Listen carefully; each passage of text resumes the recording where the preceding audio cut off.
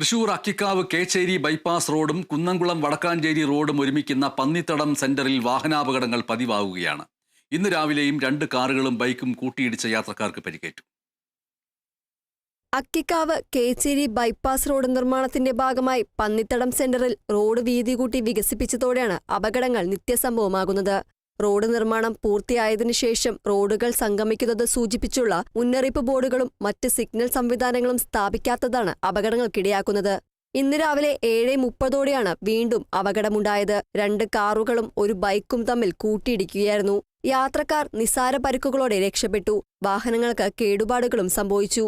ആലത്തൂർ ഗുരുവായൂർ സംസ്ഥാന പാതയായ വടക്കാഞ്ചേരി കുന്നുംകുളം റോഡും കോഴിക്കോട് എറണാകുളം ബൈപ്പാസ് റോഡായ അക്കിക്കാവ് കേച്ചേരി റോഡുമാണ് പന്നിത്തടം സെന്ററിലൂടെ കടന്നുപോകുന്നത്.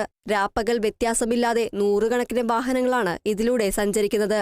റോഡുകൾ വീതി കൂട്ടി യാത്രാ സൗകര്യം വർദ്ധിച്ചതിനാലും റോഡുകളുടെ സംഗമം അറിയാത്തതിനാലും 4 ഭാഗത്തു നിന്നും അതിവേഗത്തിലാണ് വാഹനങ്ങൾ പന്നിത്തടം സെന്ററിലേക്ക് പ്രവേശിക്കുന്നത്. ഇതിനെ തുടർന്ന് വാഹനങ്ങൾ കൂട്ടിയിടിക്കുന്നത് പതിവായിരിക്കുകയാണ്. മുന്നറിയിപ്പ് സൂചനാ ബോർഡുകളും സ്പീഡ് ബ്രേക്കറുകളും സ്ഥാപിക്കണമെന്ന് പോലീസും സ്പെഷ്യൽ ബ്രാഞ്ചും പൊതുപ്രവർത്തകരും പൊതുമരാമത്ത് വകുപ്പിനോടും നിർമ്മാണ ചുമതലയുള്ള കിഫ്ബിയോടും നിരന്തരം ആവശ്യപ്പെടുന്നുണ്ടെങ്കിലും അധികൃതർ ഇത് ചെവിക്കൊള്ളുന്നില്ല.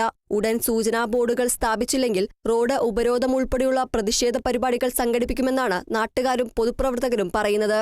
Kerala vision news, Thrissur.